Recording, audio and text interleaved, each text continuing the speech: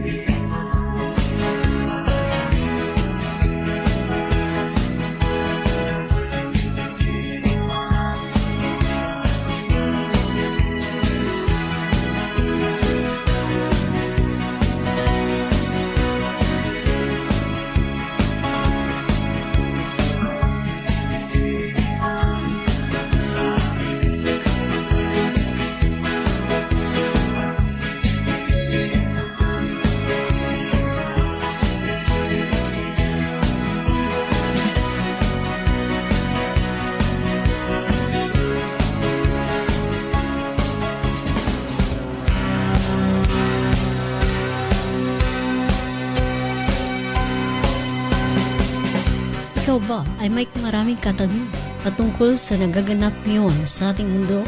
Ano pa ang mga maaaring asahan patungkol sa ating panahon ngayon at sa hinaharap? Mga kailang paghandaan batay sa salita ni Yahweh upang makaiwas sa walang hanggang kapahamakan bagkus magkaroon ng tiyak na kaligtasan. Sa kanyang pagbabalik, dala ang gantimpala para sa bawat isa. Tiyakin ang iyong magiging kalagayan walang hanggan. Pakinggan ang programang nabugna para sa iyo, ang salita ni Yahweh. Huwag kaligtan-abangan at subaybayan. Programang tiyak na magdudulot sa inyo ng isang buhay na masagana sa presensya niya. Dahil dito, mga panalangin madaling tugunin dahil sa kapangyarihan ng pangalan ni Yahweh. Kasamang isa sa himpapawid ang malalaking kaganapan sa mundo, ang The 7 Great World End Time Events, 1 ng Nobyembre, tuwing araw ng linggo, alas 2 hanggang alas 3 ng hapon.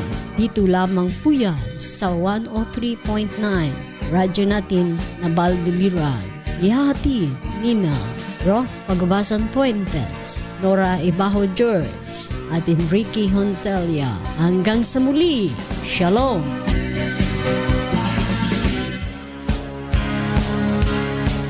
Kapayapaan ay sumainyo pong lahat mula sa impilan. Tagapaghatid ng muli mabuting balita ang Yeshua the Messiah Fellowship. Ihatid sa inyong iyon ang mabuting balita. Sa hapong ito, ay pansamantala muna nating ihinto ang ating pagsasahimpapawid patungkol sa kaligtasan. Sa kadailangan, bigyan daan po natin ang makilala pa po natin ng higit ang Amang Yahweh at kanyang bugtong na anak na siyang may akda o author ng kaligtasan, na siya ding lumikha ng langit at ng lupa at lahat ng mga bagay. Kilalanin siya upang sa gayon maunawaan natin ng lubos ang kanyang mga panukala at layunin kung bakit niya nilikha tayo na tao at mahiwalay sa kanyang presensya sa Garden of Eden. At atin ding tatalakayin ang karugtong ng The 7 Great World End Time Events kapag mayroon pa po tayong natitirang panahon. Ang titulo ng aklat na tinatawag na Genesis, ang aklat ng Biblia na unang aklat na tinatawag na Genesis o tinatawag din itong pasimula ng lahat ng mga bagay ay isinulat ni Moses. Ang taon itinala 1,410 BCE BC o year 1,410 bago pa dumating ang mahal na Yeshua sa mundo. Sa Hebreo, Ang aklat na Genesis ay pinangalanan sa unang aklat ng Biblia o tinatawag na Genesis o the beginning o origin, ang ibig sabihin ang pasimula. Ito ay angkop na titulo para sa aklat na nagbubunyag ng lahat ng kasaysayan ng tao. Ang ating mga referensya, ang Torah, kung saan dito hinangong unang 5 aklat ng Old Testament bago pa man ito isinalin sa Griego na ngayon ay siyang ginagamit natin. Pangalawa, ang Kohler Raven, Carter's Hebrew, the Strong Concordance, ang pangatlo, at ang pang-apat ay Encyclopedia Americana at ang pang-5, Dictionary of Christian Lore and Legend. Pang-anim, www.mayministereducourses.net.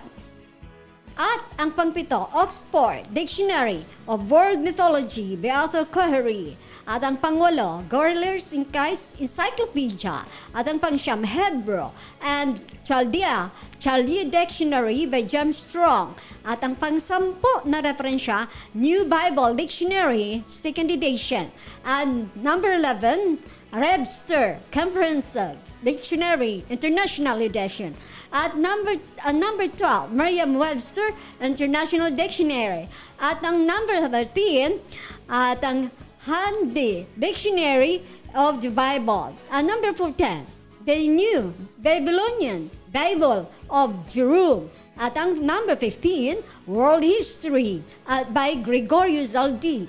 Number 16 na referensya, Timeline of Israel. Number 17, Encyclopedia Britannica, 2nd edition of Article J.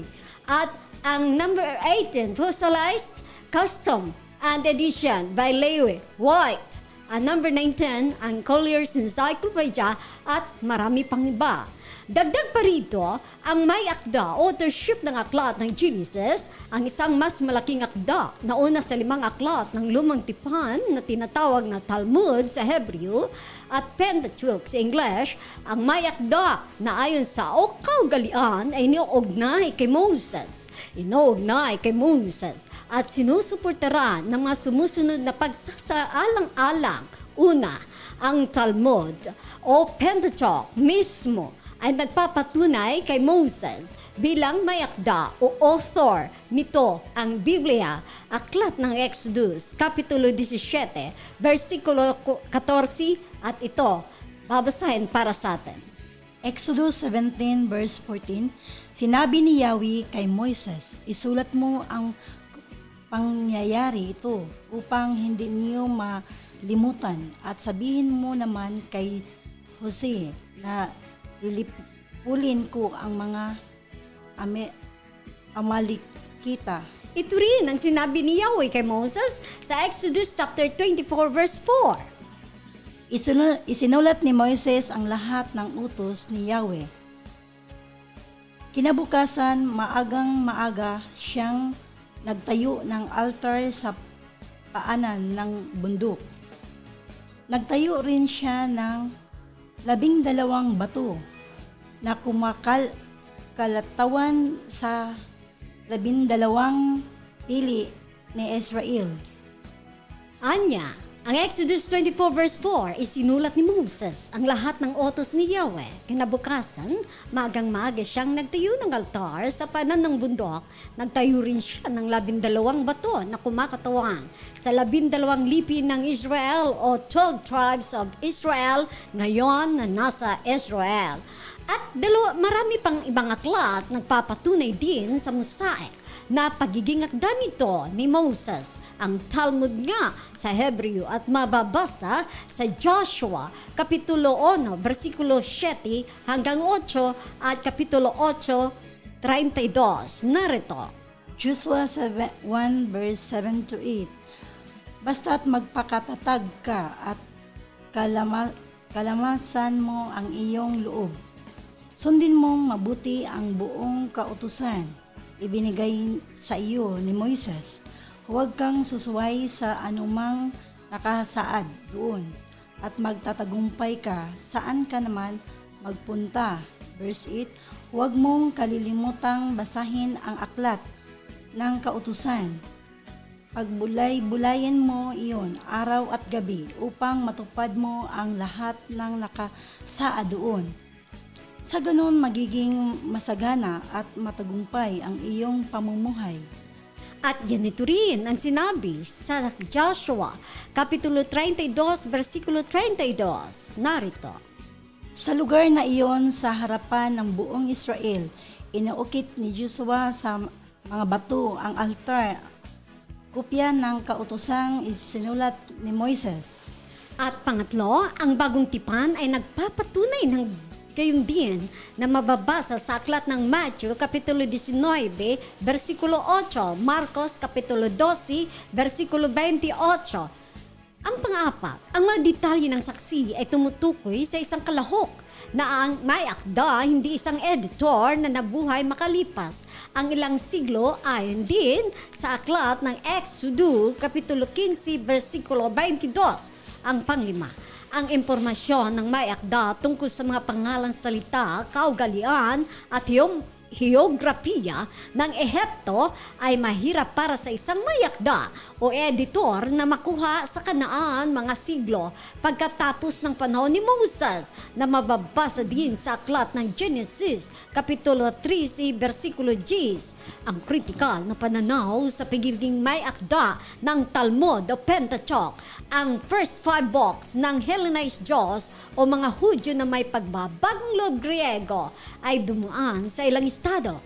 Noong una ay nahahati ang Genesis sa 2 dokumento sa mga batayan ng paggamit ng 2 magkakaibang pangalan para sa makapangyarihang Yahweh at sa pangalang Elohim. Ngunit ang katotohanan ay Yahweh lamang ang kanyang pangalan at nag-iisa, at maliban dito ay walang iba dahil ang ibang pangalan nito ay tumutukoy lamang kung sino siya. Sa kanyang ginagawa, ang gamit niya ang kapangyarihan. Kung kaya't ang kanyang pangalang Yahweh ang tanging kanyang nag-iisang pangalan. Kung tayo ay tatanungin sa isa't isa sa atin, iilan ba ang ating mga personal na pangalan? Iisa lamang. Saan man pa tayo mapunta, iisa lamang ang ating pangalan. Saan man tayong bansa makarating, iisa ang ating dalang pangalan. Kung may iba mang pangalan na ina-address sa kanya, ito ay ang kanya lamang maginawa. Kung kaya, nakaroon siya ng iba't ibang titulo. Ngunit hindi iyon ang kanyang pangalan. Dito ay walang iba dahil ang original na Hebrew Bible ay walang mahigit isa na ayon na aking nabanggit sa Exodo 20, Kapitulo 20, versikulo 1 hanggang 7, narito, Magandang Balita Biblia. Verse 1. Verse 1. Ang lahat ng ito'y sinabi ng Yahweh. Verse 2. Ako si Yahweh, ang iyong makapangyarihan na naglabas sa inyo sa Ehipto at nagpalaya sa inyo mula sa pagkaalipin. Verse 3, huwag kang magsasamba sa ibang magkapangyarihan maliban sa akin.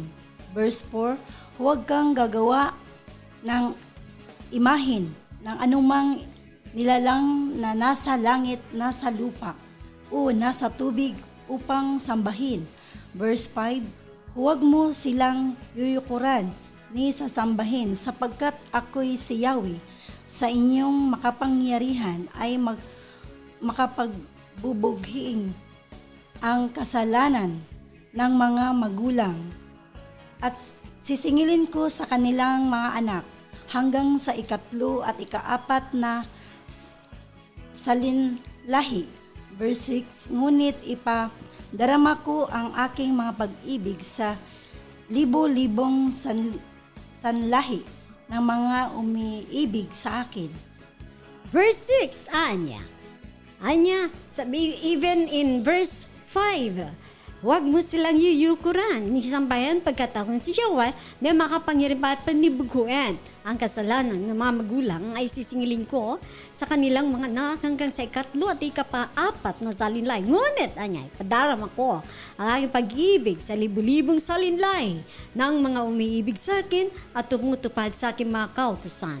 Huwag mong gagamitin na walang kabulungan ng pangalan ni Yahweh na iyong makapangyarihang tiyak na parurusahan ko ang sino mang gumagamit nito ng walang kabulungan. Walang alinlangan si Moses nga ay ang parehong nakasulat na mga talaan ng unang bahagi ng kasaysayan na ginamit niya sa ilalim ng patnubay ng banal na espiritu upang isulat ang tungkol sa mga pangyayaring nagmula sa kanyang sariling buhay. Natural na may ibang sumulat ng ulat ng kanyang kamatayan na mababasa din sa Deuteronomy Kapitulo 24. Ang nilalaman ng aklat na Genesis, ang Genesis, ay isang tunay na kasaysayan ng buhay ng mga individual na tao. Isang katotohanan na binibigyang diin ng 10 seksyon kasunod ng prologue o introduction. Ang Genesis chapter 1 verses 1 up to 2 and 3 na karaniwang nagsisimula ito ang mga talaan ng mga salinlahi ng Genesis chapter 6 verse 9 nagbibigay ng natural na pagkakaisa sa aklat. Ang Genesis ay tungkol sa simula ng maraming bagay, ang mundo, ang kasalanan ng tao, sibilisasyon, mga bansa, at Israel. Ang Genesis nga ay naglalaman din ng mahalagang teolohiyang tema, ang doktrina ng buhay, personal na makapangyarihan sa lahat. Ang doktrina ng tao ginawa ayon sa larawan ng makapangyarihan pagkatapos ng magkasalang tao ang pang-asam, pagnanais ng isang manunubos at ang mga tipan na pinangako sa bansang Israel.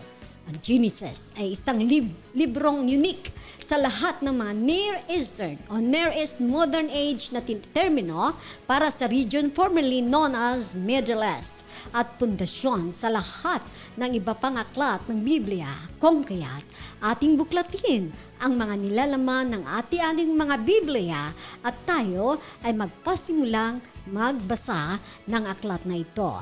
Ang Genesis chapter 1 verse 1 up to 31, pansinin po ang mga babasahin natin ngayon, ang kasaysayan ng paglikha. Narito, verse 1 ng Genesis chapter 1. Verse 1, nagpasimula ay nilikha ng makapangyarihan ang langit at ang lupa. Verse 2, ang lupa ay walang hugis o anyo, dilim ang bumabalot sa kalaliman at kumikilos ang espiritu ng makapangyarihan sa ibabaw ng tubig. Verse 3, sinabi ng makapangyarihan, magkaroon ng liwanag at magkaroon nga. Nasiyahan sa verse 4, ang makapangyarihan ng ito'y mamasdan niya. Pinagbukod niya ang liwanag at ang dilim. At sa verse 5, liwanag ay tinawag niyang araw at ang dilim naman tinawag na gabi. Lumipas ang gabi at sumapit ang umaga. Iyon ang unang araw. Sinabi ng makapangyarihan. Sa pang-anim na versikulo, na verse, sinabi ng makapangyarihan, magkaroon ng kalawakang mag-aati sa tubig upang ito'y magkahiwalay. Pansinin po natin ang verse 6 na ito.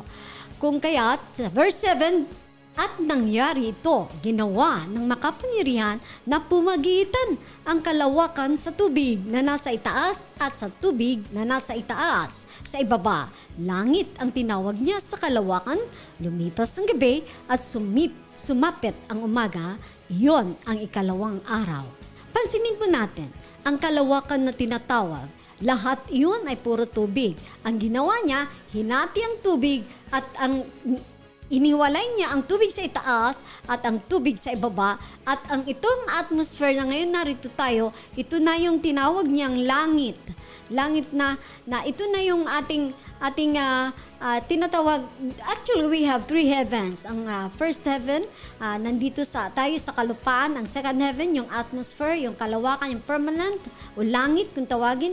At ang nasa yun ang third heaven.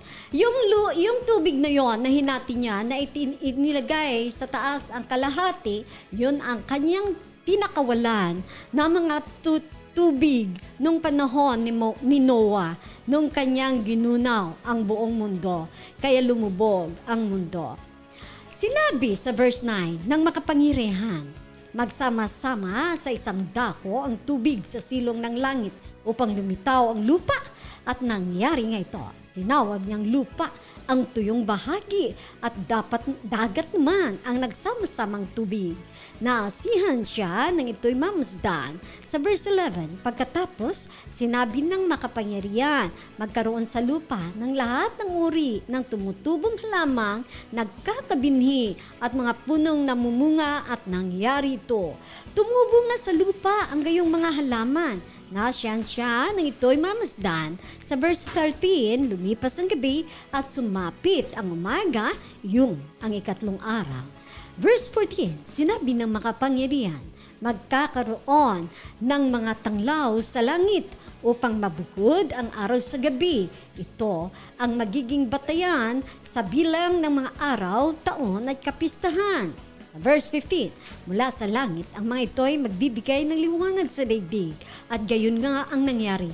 16. Nilikha ng makapangyarihan ang dalawang malalaking tanglaw, ang araw upang magbigay liwanag sa maghapon at ang buwan upang tumanglaw kung gabi. Nilikha rin niya ang mga bituin. Verse 17. Inilagay niya sa langit ang mga tanglaw na ito upang magbigay ng liwanag sa daigdig. Tumanglaw kung araw at gabi at magbukod sa liwanag at dilim. Nasiyahan ang makapangyarihan ng ito'y kanyang mamasdan. Lumipas ang gabi at sumapit ang umaga, iyon ang ikaapat na araw. Sa verse 20, sinabi ng makapangyarihan, magkaroon sa tubig ng maraming bagay na may buhay at magkaroon din ng mga ibon sa impapawid. Nilikha ng makapangyarihan ang mga dambuhala sa dagat at lahat ng bagay na nabubuhay sa tubig, gayon din ang lahat ng uri ng ibon. Nasiyahan ang makapangyarihan ng ito'y mamasdan. Pinagpalan niya ang mga ito at sinabi, magpakarami ang lahat ng bagay na nabubuhay sa tubig at punuin ang karagatan. Magpakarami rin ang mga ibon at punuin ang daigdig. Lumipas ang gabi at sumapit ang umaga, yun ay ang ikalimang araw. Sa verse 24, sinabi ng makapangyarihan, magkaroon ng lahat ng uri ng hayop sa lupa, maamo, mailap, malalaki at maliliit. At gayon nga ang nangyari. Ginawa niya ang lahat ng ito at nasyan siya nang ito'y kanyang mamasdan.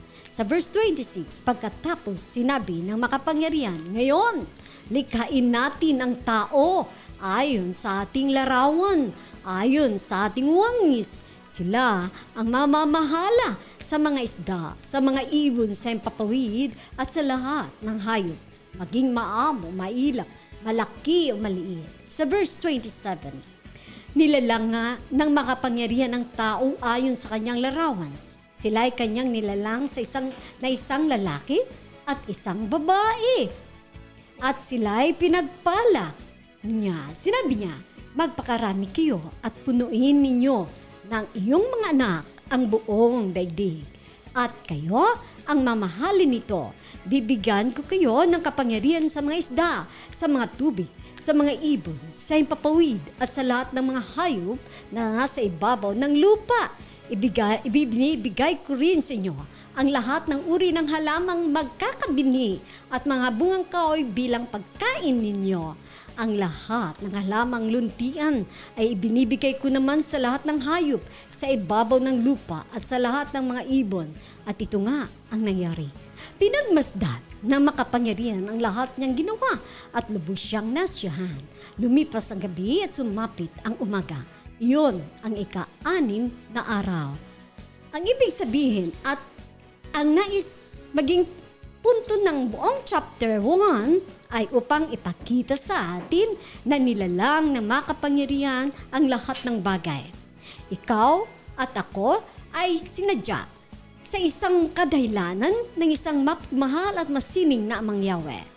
Sinasabi nito na noong ginawa ng makapangyarihan ng sanlibutan, ito ay walang anyo at tiwangwang, kaya sistematikong tinutugunan ng Yahweh ang problemang ito sa araw na 1 hanggang 3 na buo ang mundo. Pagkatapos sa mga araw na 4 hanggang 6, pinunan ng Yahweh ang kanyang nabuo. Ang huling bagay na nilikha ng Yahweh, ang isang bagay na kumukuha ng nilikha mula sa mabuti hanggang sa napakabuti ay tayo mga tao. Ang unang account ng paglikha ay malalim na katotohanan ng Yahweh na lumikha ng sansinuko na lumikha sa bawat isa sa atin na nagmamahal at nagmamalasakit sa atin at naghaharap ng hamon ng Yahweh sa atin na maging responsableng mga katiwala ng kaloob ng buhay na ating kinagisnang binigay at kilalanin siya bilang ang lumikha ng lahat ng bagay. Paano natin mailalakpat ang Genesis chapter 1 sa ating mga buhay?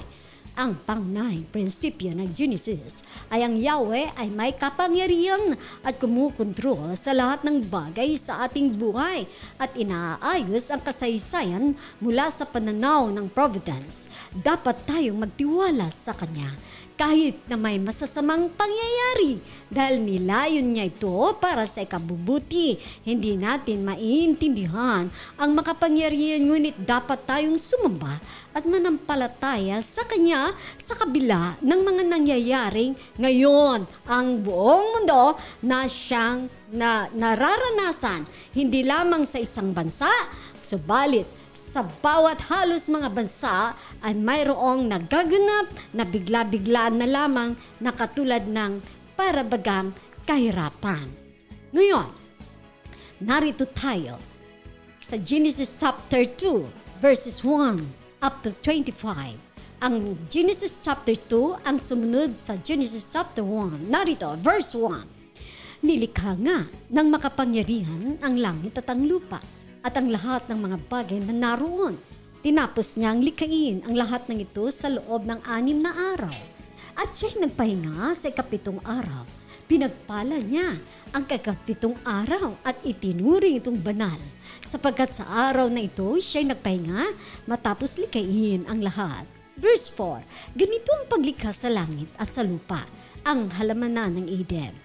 Na likhain na makapangyarihan ang lupa at langit, ang lupa at lahat ng bagay sa langit. Wala pang anumang halaman o pananim sa lupa sapagkat hindi pa nagpapaulan noon ang dakilang Yahweh at wala pa rin nagsasaka. Ngunit mayroon ng bukal ng tubig na dumidilig sa kapatagan sa lupa.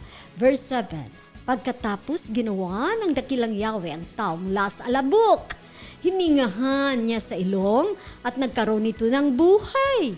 Verse 8, gumawa ang dakilang Yahweh ng isang halamanan sa Eden, sa dakong silangan, at doon dinala ang taong kanyang nilalang. Sa verse 9, pinatubo niya roon ang lahat ng uri ng punong kahoy na magagandang pagmasdan at masasarap ang bunga.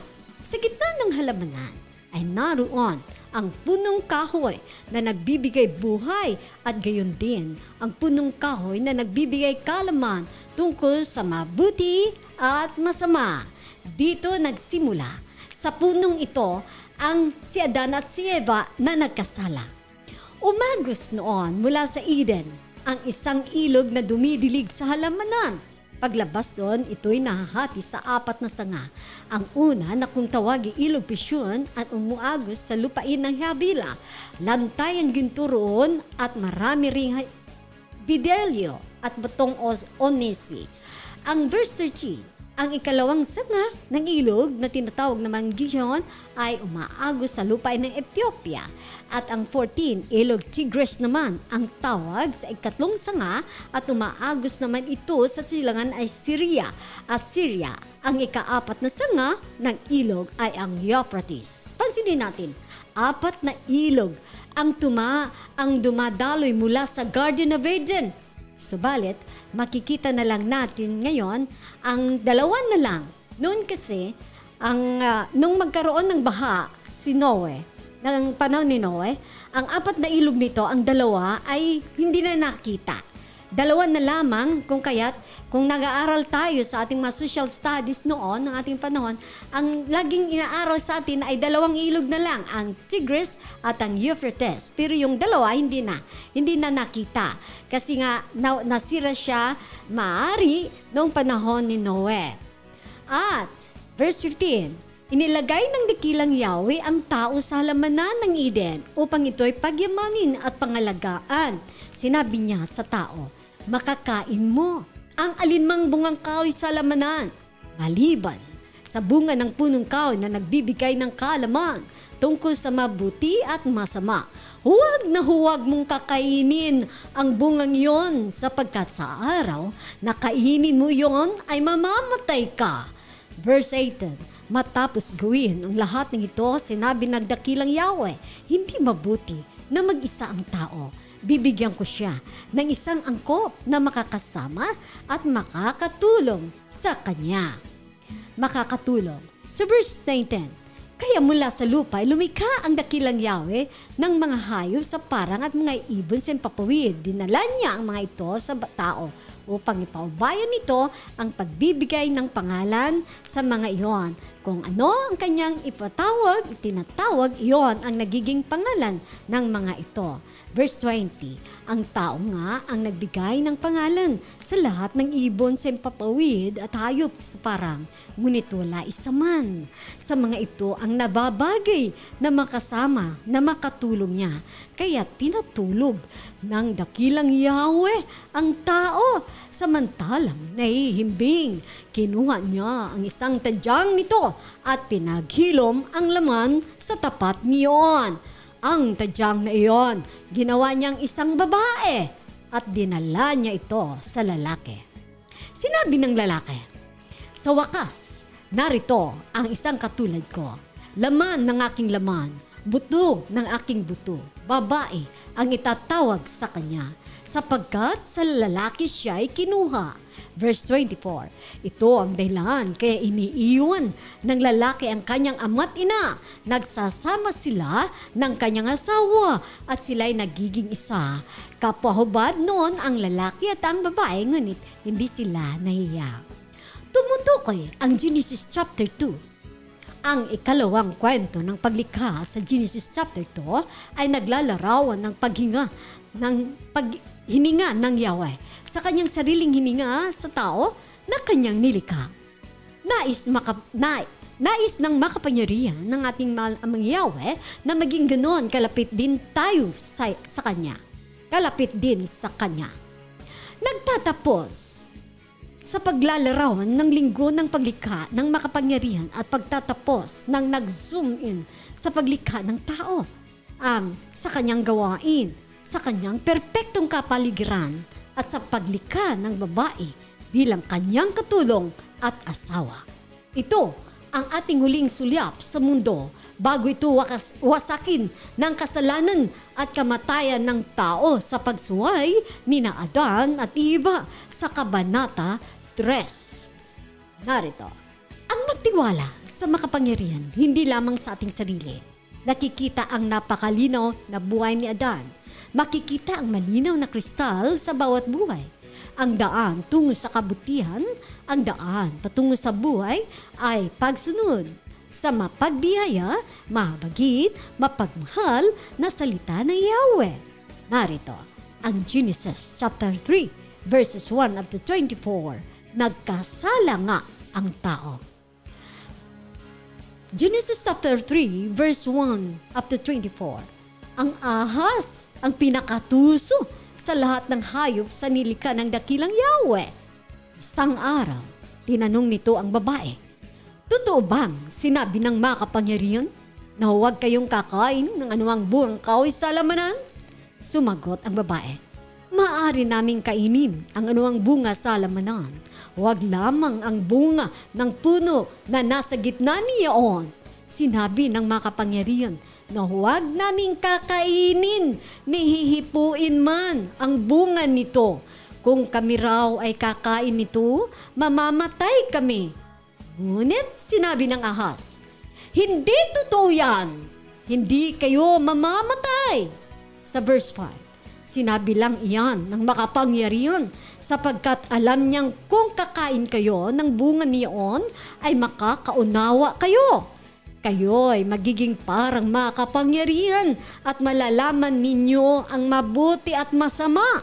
Sa verse 6, ang punong kahoy ay napakaganda sa paningin ng babae at sa palagay niya ay masarap ang bunga nito. Naisip din niya na kahanga-hanga ang maging marunong kaya't pumitas siya ng bunga at kumain nito. Binigyan niya ang kanyang asawa at kumain din nito.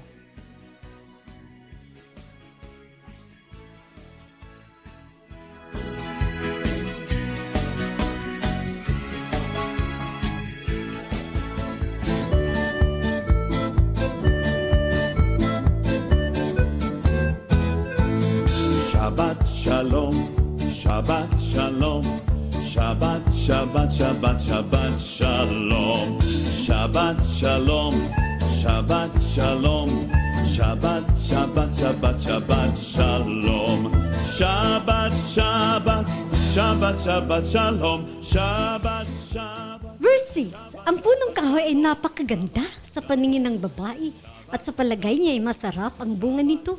Naisip din niya, nakahanga-hanga ang maging marunong, kaya't pumitas siya ng bunga at kumain nito. Binigyan niya ang kanyang asawa at kumain din nito. Nagkaroon niya sila ng pagkaunawa matapos kumain. Noon nila na lamang sila hubad, kaya kumuha sila ng mga dahon ng igos. Pinagtahi-tahi nila ang mga ito at ginawang panakip sa katawan. Nang dapit hapon na, narinig nilang naglalakad sa lamanan ang dakilang Yahweh. Kaya't nagtago sila sa mga puno. Sa verse 9, ngunit tinawag niya ang lalaki at tinanong, saan ka naroon? Verse 10, natakot po ako nang marinig kong kayo'y nasa halamanan. Nagtago po ako sapagkat ako'y hubad. Sagot na ng lalaki. Verse 11, nagtanong muli ang makapangyarihan, sinong may sabi sa iyong hubad ka? Bakit? Kumain ka ba ng bungang ipinagbawal ko? Verse 12, kasi pinakain po ako ng babaeng ibinigay ninyo sa akin, tugon ng lalaki. Verse 13, bakit mo ginawa ang bagay na iyon? Tanong ng makapangyarihang Yahweh sa babae. Mangyari po'y nilinlang ako ng ahas, kaya ako natuksong kumain. Sagot naman nito, inihayag ng makapangyarihan ang kaparusahan sa tatlo. At sinabi ng Yahweh sa ahas, sa iyong ginaway, may parusang dapat, na ikaw lang sa lahat ng hayop ang magdaranas. Mula ngayon, ikaw ay gagapang at ang pagkain mo'y alikabok lamang. Verse 15, kayo ng babae aking pag-aawayin, binhi mo at binhi niya'y lagi kong paglalabanin. Ang binhi niya ang dudurog sa iyong ulo, at sa sakong niya'y ikaw ang tutuklaw. Verse 16, sa babae na may ito ang sinabi, sa pagbubuntis mo'y hirap ang daranasan, at sa panganak sakit ay titiisin. Ang asawang lalaki iyong nanaisin, pasasakop ka sa kanya't siya mong susundin. Verse 17, ito naman ang sinabi ng makapangyarihan kay Adan, dahil nakinig ka sa iyong asawa, nang iyong kainin ang ipinagbawal kong bunga. Dahil dito'y sinusumpa ko ang lupa. Sa hirap ng pagbubungkal, pagkain mo ay magmumula. Mga damo at tinik ang iyong aanihin, halaman sa gubat ang iyong kakainin. Verse 19, sa pagod at pawis, pagkain mo ay manggagaling, maghihirap ka hanggang sa malibing. Dahil sa alabok doon ka nanggaling, sa lupang alabok ay babalik ka rin. Verse 20, Iba ang itinawag ni Adan sa kanyang asawa, sapagkat siya ang ina ng sangkatauhan. Verse 21, ang mag-asawa ay ginawa niya ng mga damit na yari sa balat ng hayop. Pinalayas na nga ngayon sa hardin si Adan at si Eva. Pagkatapos sinabi ng dakilang Yahweh, katulad na natin ngayon ang tao, sapagkat alam na niya ang mabuti at masama. Baka pumitas siya at kumain ng bungang kahoy na nagbibigay buhay at hindi na siya mamamatay. Kaya pinalayas niya sa lamanan ng Eden ng tao upang magbungkal ng lupang kanyang pinagmulan. Verse 24, pinalayas nga siya ng makapangyarihan at sa dakong silangan ng halamanan ng Eden ay naglagay ang dakilang Yahweh ng bantay na kirubin. Naglagay rin siya ng espadang nagniningas na umiikot sa lahat ng panig upang hindi malapitan ninuman ang punong kahoy ng buhay. Kung kaya't pinaalis na sila doon sa Garden of Eden dahil nagkasala na sila. Dahil doon, hindi na sila pwedeng mabuhay ng walang hanggan na kasama ng Yahweh. Dahil doon din mismo katabi ng puno na nagbibigay karunungan ng mabutit masama, naroon ang punong kahoy din katabi lang na nagbibigay buhay walang hanggan. So, ang ginawa, pinaalis sila dahil hindi na sila pwedeng mabuhay ng walang hanggan. Kung kaya sa Bagong Testamento, sa Old Testament pa lang, pinili niya ang Israel, ang bayan ng Israel, upang doon kumuha siya, upang i-separate niya ito at nagbigay siya ng mga kautusan upang mapanumbalik ang tao sa kanyang katuwiran. Nagbigay siya ng mga batas sa Israel upang mapanuto ang tao ayon sa kanyang kalooban. At nagkaroon sila ng mga paghahain ng dugo ng hayop upang kanilang matubos ang kanilang kasalanan. Yun ang nangyari. Babasahin natin ulit. Ang buong Genesis, narito. Ang buong Genesis chapter 3, ang ibig sabihin ng ating nabasa ay tumutukoy tungkol sa kung paano pumasok ang kasalanan sa mundo. Ipinapakita rin nito sa kung paano pumasok ang kasalanan sa buhay ng tao. Pinili ni Adan at Eva ang gawin ang alam nilang mali. Pinili nila ang kanilang sarili kaysa sundin ang makapangyarihan at sa paggawa nito, sinisira nila ang kanilang sarili. Sa pagsuway ni Adan at Eva ay nagdulot ng kasalanan na nagresulta sa agarang espiritual na paghiwalay mula sa kanilang lumikha. Isang pangyayari na tumutukoy ng pagbagsak ng tao matapos piliin na sumuway sa makapangyarihan. Ang likas na kalikasan ng mga tao ay nabago mula sa banal tungo sa makalaman at ang makasalanang kalikasang ito tinutukoy din bilang carnal. Ang naisipaw-nawa sa tao ng mga katotohanan sa Genesis chapter 3 na verse 1 up to 24 ay ang mga sumusunod. Katotohanan, umiiral ang makapangyarihan. Katotohanan din, ang Yahweh ang lumikha sa pamagitan ng kanyang anak, ang mahal na Yeshua. Katotohanan pa rin, ang mga tao ay ginawa upang maging kamukha ng makapangyarihan, hindi mga hayop. Sa katotohanan pa rin, ang mga tao ay ginawa para sa mga relasyon. Sa katotohanan pa rin, dapat gamitin ng tao ang kalikasan ng matalinong bilang isang anak ng Yahweh. Katotohanan pa rin, ang kasalanang pagsuway sa Yahweh ay nagdudulot ng kamatayan at pagdurusa. Dahil mula sa Garden of Eden, kung saan naroon ang presensya ng Yahweh, ay pinalaya sila at natapon niya sila dito sa ating mundo na ngayon tinatahanan na natin ng lahat ng tao.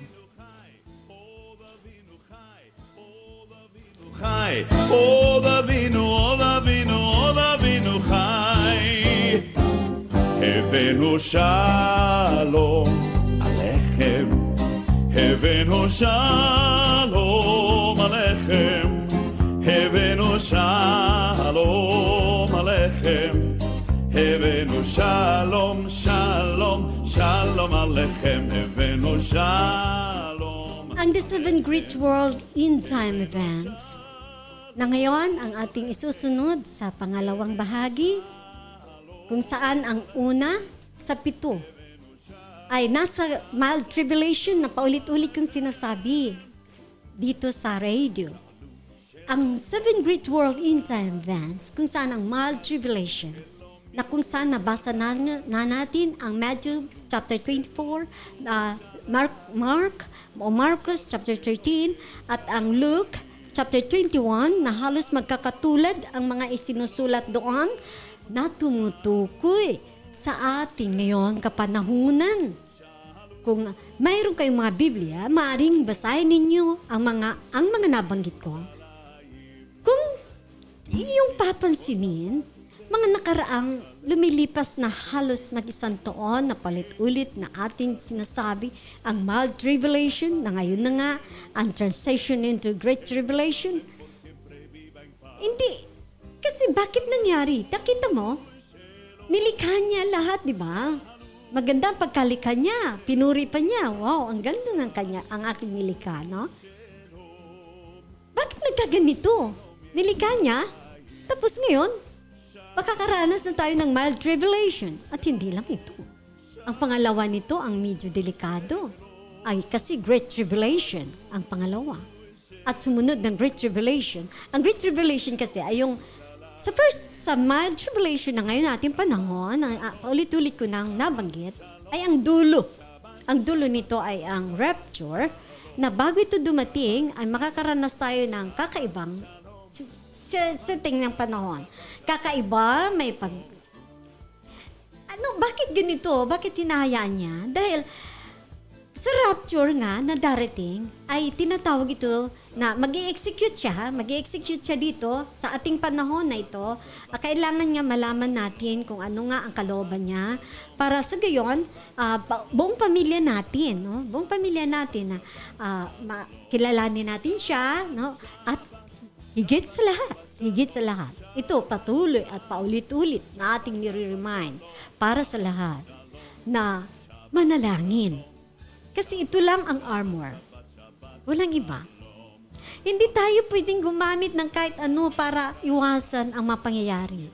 Nung nakaraang araw, 3 days ago, if I'm not mistaken, sa Masbate yata, lumindol ng 6 point something. Sa halos magkakasabay-sabay. Kung ating titingnan nung 7, 6, 7, 8 sa Saudi, dumubog, no? Mataas ang tubig. Maging sa halos magkakasabay. Sa Santa Cruz, California.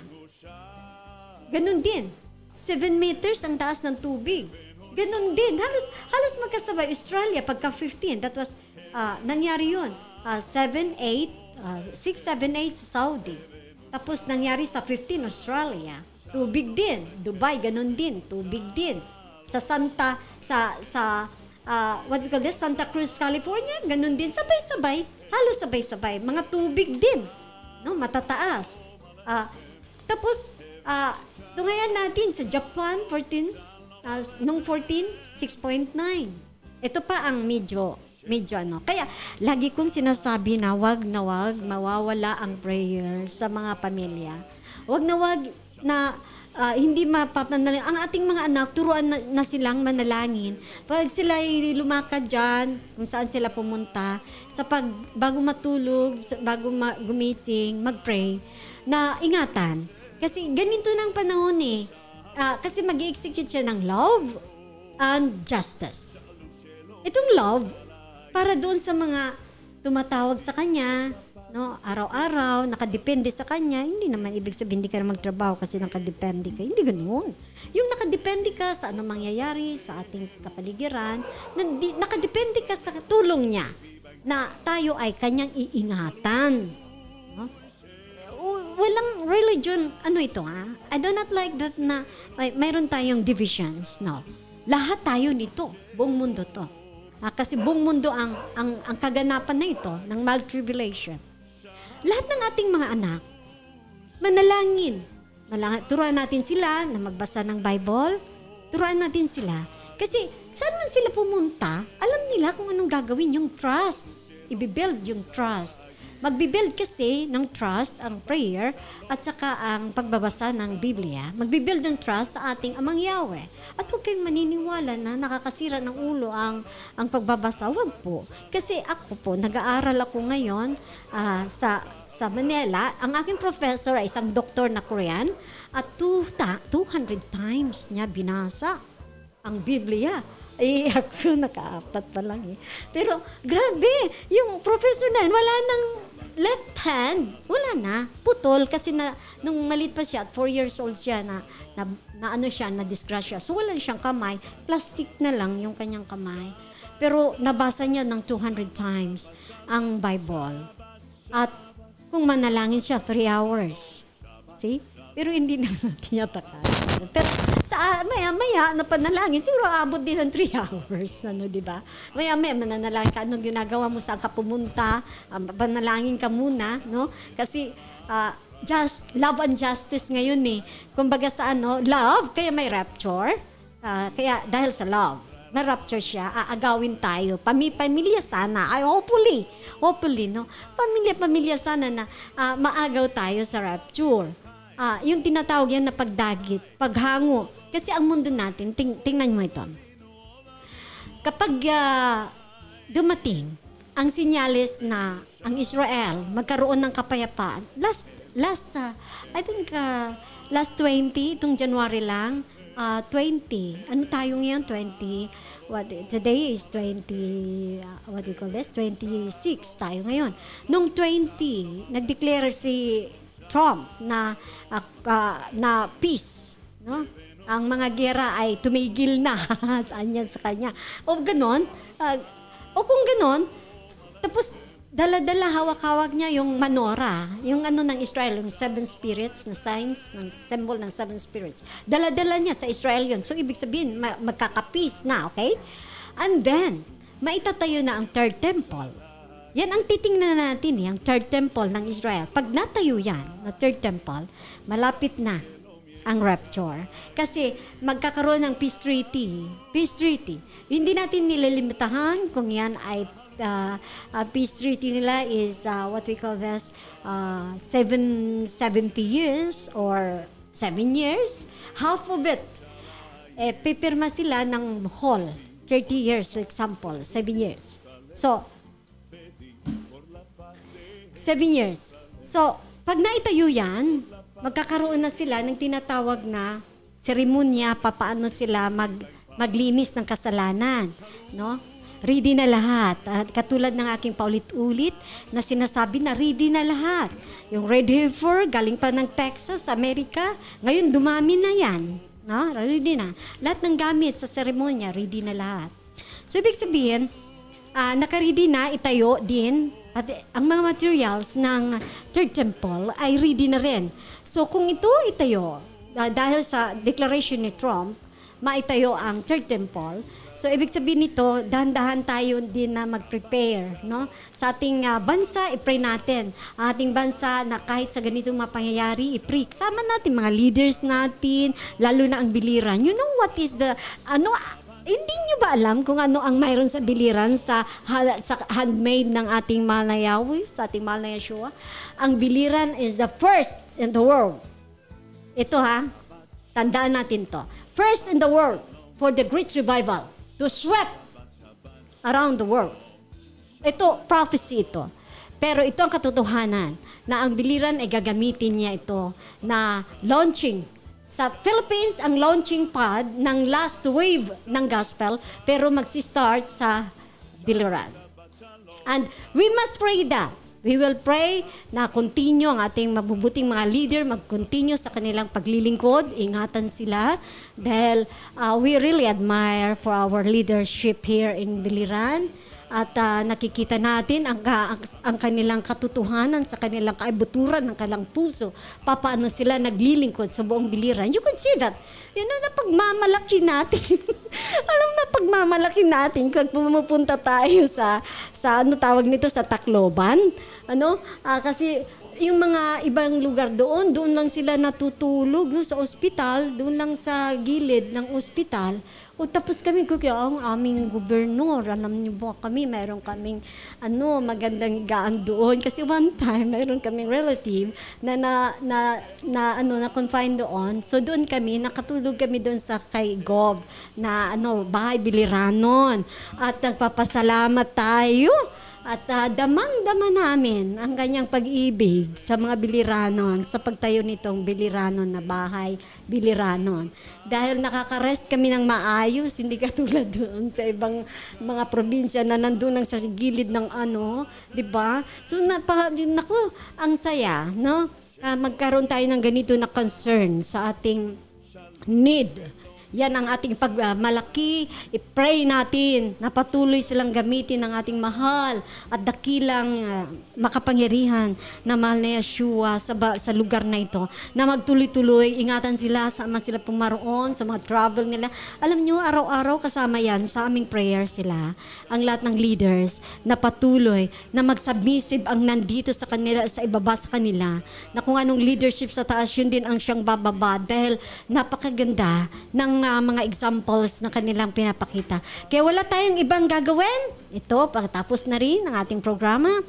At higit sa lahat, ang panalangin. No? Panalangin. Hindi lang sa pamilya natin, kundi sa lahat. Mga leaders natin, ang ating bansa, na i-separate ang ating bansa sa anumang mangyayari sa buong mundo. Nagamitin pa niya ng husto ang ating bayan at ang buong Pilipinas. Biliran will be the first in the great revival for the world. The last wave of the gospel, Biliran's first. Thank you and maraming salamat sa mga nakikinig at paalam.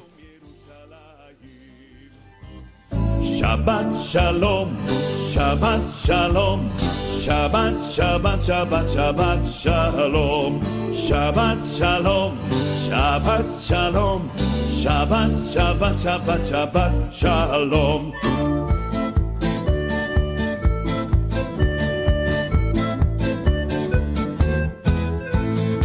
Shabbat Shalom, Shabbat Shalom, Shabbat, Shabbat, Shabbat, Shabbat Shalom, Shabbat Shalom, Shabbat Shalom, Shabbat, Shabbat, Shabbat, Shabbat Shalom, Shabbat, Shabbat, Shabbat, Shabbat Shalom, Shabbat, Shabbat, Shabbat, Shabbat Shalom, Shabbat Shalom. Nindot nga magdayeg sa ngalan mo.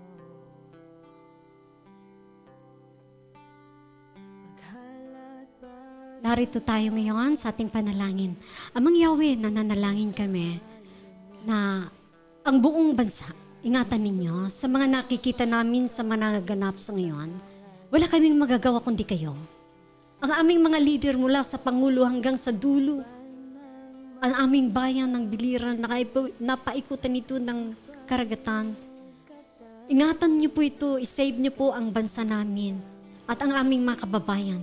Ang aming mga kapatid, ang aming mga pamilya saan man dako sa bansa, mga bansa, at ang aming mga pamilya, kamag-anak sa bansang Pilipinas.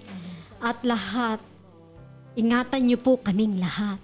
Dahil hindi na maayos ang aming nakikita na aninag na takbo ng panahon. Salamat sa iyo dahil ikaw ang mag-iingat sa amin. Yun ang aming pag-asa, ikaw. Ikaw ang nalalabi ng pag-asa at walang iba. Maraming salamat po. Ito pang aming samot dalangin sa pangalan ng mahal na Yeshua. Hallelujah. At ang buong Biliran ay dapat manalangin tuloy-tuloy na tayo ay ingatan. Maraming salamat sa iyo kasama ang ating leader at ating sinang panalangin ang pag-iingat parati sa kanila. Hallelujah. Amen.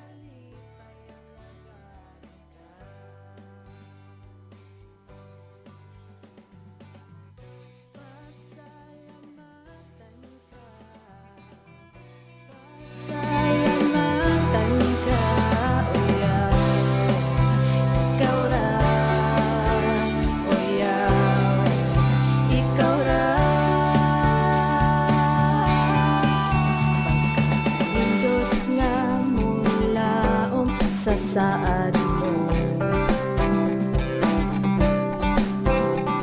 walay pagkausap kanunay gibag ko pagkanindot nga mo sari sa gugma mo sa kalisdanan mo